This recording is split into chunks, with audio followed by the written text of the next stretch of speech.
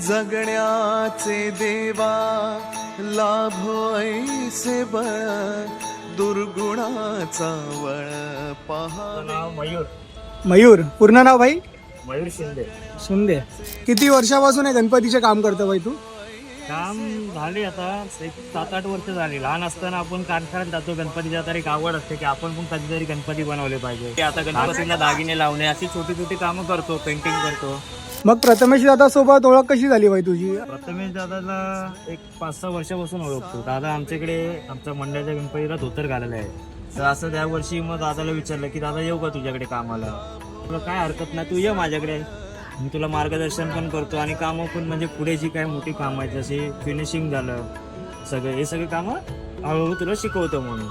मग कसं वाटतंय दादासोबत काम करून? दादासोबत काम करून खूप चांगलं वाटतं, कारण दादा असं ओरडून वगैरे नाही की व्यवस्थित मार्गदर्शन करतो. कुठे चुकला तर व्यवस्थित कसं समजवलं गेलं पाहिजे. दादा भरपूर प्रकारे चांगलं मार्गदर्शन करतोय. कुठे चूक झाली तर म्हणजे सांभाळून घेतो. मग तू आता हे गणपतीचे काम करतो तरी फिलिंग कशी असते, म्हणजे कसं वाटतं तुला काम करताना?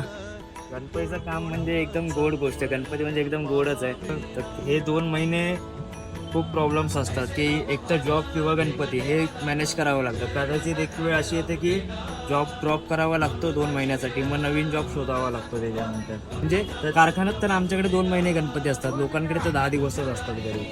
तर गणपतीचं काम एकदम मनापासून आवडीनेच करतो, असं त्याच्यात काय प्रश्नच नाही. मग दादा जेव्हा गणपती बनवायला सुरुवात होते आणि एक क्षण असा असतो जेव्हा संपूर्ण कारखाना खाली होतो, तेव्हा काय फिलिंग असते? जेव्हा सुरुवात होते गणपती बनायला प्रत्येक कारखान्यामध्ये, तर सुरुवातीला एक पार्ट्स तयार होतात गणपतीचे.